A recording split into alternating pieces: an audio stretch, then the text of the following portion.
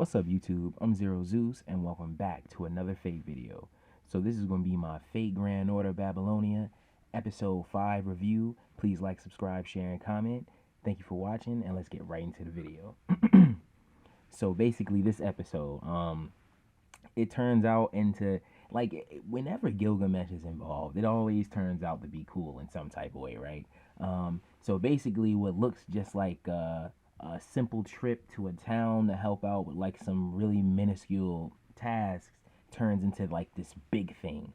So we're just gonna run through all the little things that happen first, and then we're gonna get into like the real juicy stuff, the biggest thing at the end, right?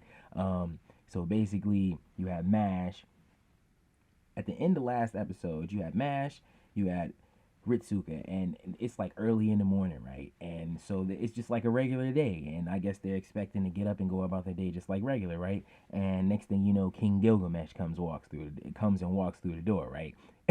It's so funny how he just like belittles where they stay at, right? Like, it's pretty nice for a rain gutter, right? It was funny. I just thought that was funny, but he basically says that he's coming to them personally again and assigning them a job. And basically, like what you don't know from this point is that the job that he's assigning them, he's sending them to this town. And like I said before, they're going to be helping with these sort of tasks, right?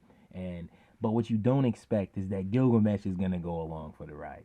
So as you see like Ritsuka and Mash, and they're riding on the front of the carriage at first, it doesn't look like it's anybody with them, but then in actuality, Gilgamesh is actually sitting in the back of the carriage over there chilling, right? And they're basically confused as to like what he's doing. Like they're wondering if like all his duties are taken care of, is everything like back in Uruk at a standstill or something. And like I guess basically everybody's just confused.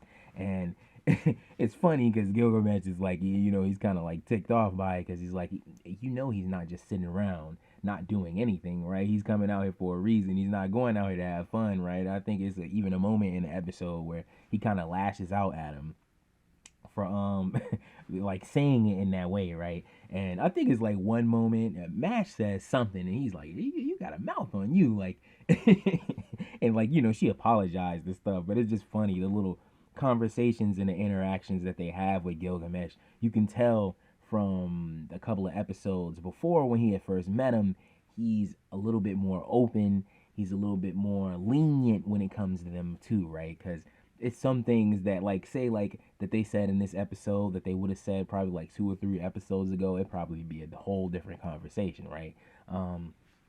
So basically they make it to this town, and but before that they're like, I don't know, and it's like everything looks like a desert, and I can't really think of the name, so I'm just gonna say desert, so please try to not be confused, right? And basically he's telling them, he mentioned something about seeing the ocean, but that's not the only reason why he's there. And I think at the end, like, to be totally honest, I think the reason why he's there is just because Enkidu, right? I think that's the reason why he was there, but I don't know. Maybe it's something dealing with the town, but basically they go there, um, and the people are just as surprised as like Ritsuka and Nash when they see Gilgamesh come walk through the door, like, um, and he basically asks them, he basically gets them to work with them. Long story short, they start working together. You see them doing various tasks, right? And so you have this moment where I don't really know how Ritsuka and Mash get separated from Gilgamesh, right? It's like I don't know when that happened. It's just like he just ended up not being there. I mean, while they were working, he was over there, over the horizon, watching them. So I guess he was just there the whole time, right? So they have this little moment where they're talking together, and it's like Ritsuka and Mash alone, and they do this a lot.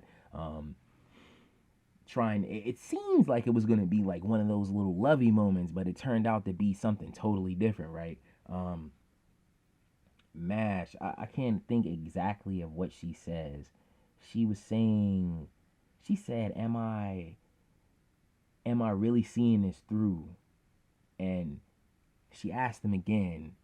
I can't really honestly understand. I can't remember what Ritsuka was actually what he actually mentioned. But it's like they have this little cutaway where you have like Mash, and she's talking to Francis Drake, right? And I'm guessing this is just like after a battle because you could see all the soldiers laid around everywhere, and they just it's over for everybody. Everybody caught that oof, right? And she's talking to her, and she's like, "Well, you already have a wish, right?" And I think she was saying like Saint Sin, sinner saint, such and such as being a human. It's just people being people, and there's no rhyme or rhythm to it. And I guess if like to be totally honest, like she looks at herself like she's like not human, I guess. Even though technically, I guess Francis Drake wouldn't be human either because she's like, in that time she would be a servant, right? I don't know. I'm just a little bit confused about that, but yeah, and I thought it was crazy too. Another thing too, I thought Jaguar Man. I thought she was gonna show up somewhere in this episode, right? At least what I was really hoping for was that maybe Gilgamesh, but I mean it's not like this guy's gonna go all out his way, just to go fight this little girl, right? I guess.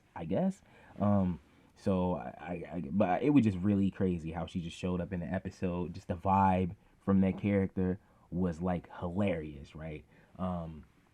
So again, back to this moment with Mash and Ritsuka.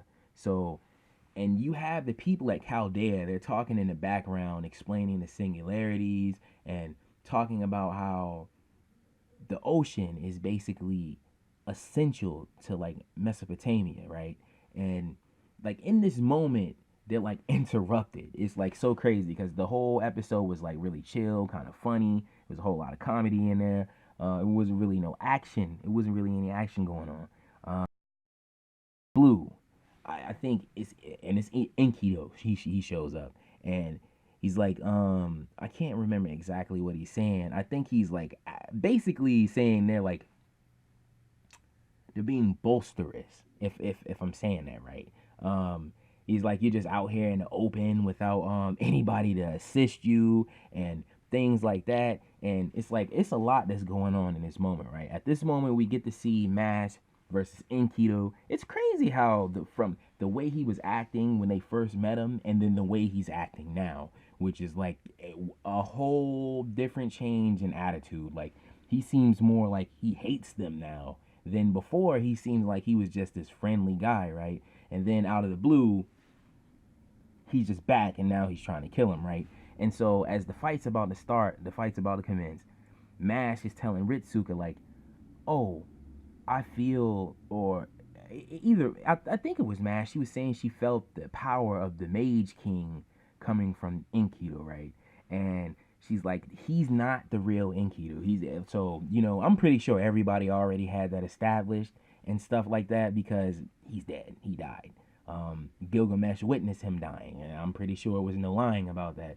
But in some type of way, I feel like he's been brought back, and yeah, he's been brought back in some type of way, but the way he describes it when he's talking to Ritsuka and Mash, it's like he just switched owners. So maybe he's not under the gods that first created him, and maybe he's like with the Mage King now. I don't know. I'm probably gonna take a little bit more time to look into Enkidu's story after Gilgamesh and him and their little stuff they had going on, right? But anyway, he commences to use, I think it's the chains of heaven, right? And it looks so cool, right? I've never seen this guy use those powers before. I never seen him do it before, so I just I never seen him do it before, so I didn't expect for it to look exactly like Gilgamesh's, like his gates of Babylon. I didn't expect for it to look. It looks exactly like it, and it looks so cool. The chains of heaven. You would think like, what chains? What? How could? Yeah, they made it super cool, right? So Mash basically starts off by defending herself. He's shooting like a bunch of chains at her, right? Like things are really getting real in the field. It's like you see her as all these chains raining down from out of the sky, right? And she's doing all this evasive movement. She's dodging and stuff. It's just like really cool. Another thing that I thought was really cool too, if when you're watching it on TV, right? And you if like I feel like it's better to watch the episodes with headphones in because you really get to hear like the sound, like the depth of like the way things sound when they're in the headphones while you're watching the episode, you really get the emphasis of what's going on, or like how hard this person hit the ground, or like, cause I seen it, one of my last reviews, I was like, hey, let me just sit back and chill and watch the episode, just run through it one more time really quick with the headphones in, and I just noticed, I'm like, man, I need to watch the episode like this all the time, because the sounds, the emotion in their words, you can definitely hear everything a lot better than I can in my noisy room, right? um so yeah, basically Mash, she's like dodging all of the chains. She deflects some of them with her shield, right? And she gets knocked away. Her shield gets knocked away. So she's out in the open, right? And then you have Ritsuka. She's out in the open. Enkido shoots a chain at her, right? And like I said, she's a sitting duck, and she's saved by Ritsuka, right? And so at this moment when Enkido is basically about to do them in, and like I said before, I know this is not the real Enkido. We're just gonna call him that. I don't want to like walk around calling him imposter or something like that. I think that would be stupid. But so in this moment when he's about to end them, basically, there's nothing else they can do. I was really hoping that Gilgamesh would show up, and Gilgamesh shows up. He shows up, and basically he's like, the guy, while he was fighting Mash and Ritsuga, he's basically saying, at Chaldea, they were saying that he's using Gilgamesh's style of fighting, and you can clearly see that.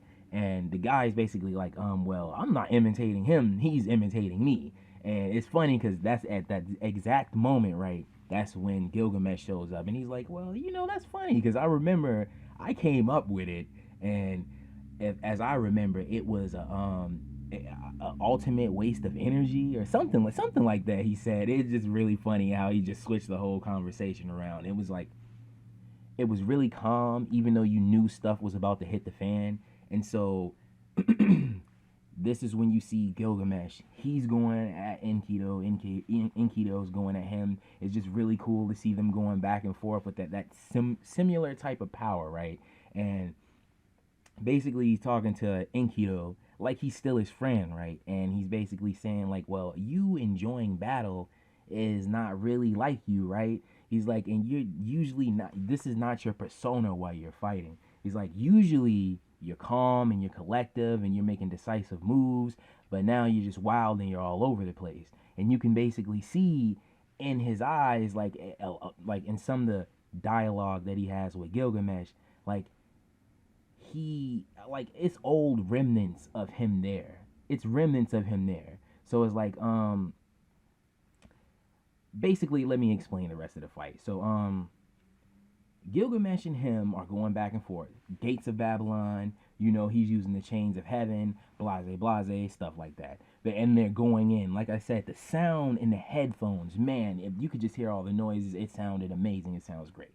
They're going back and forth at each other. And basically, it's like this moment where he's like, oh, you foolish king, the enemy of my mother, right? He touches the ground, and so the chains of heaven start to come from the ground, and then Gilgamesh starts to shoot, his weapons from the sky, but instead of it coming out like a bunch of weapons, it came out like this huge yellow blast. It was really crazy, and basically, like Enkidu averts it, and so he uses one of his chains and grabs Gilgamesh by his ankle and basically has Gilgamesh out in the open, which is crazy because you never see him in this situation. And he could have ended him with his chains, but he missed at the last moment due to, like I said, I think it's remnants of the old Enkidu in there. But anyway, I'm gonna end it right here. I've been talking way too long. This has been my Fate Grand Order episode 5 review. Please like, subscribe, share, and comment. Thank you for watching. I'll see you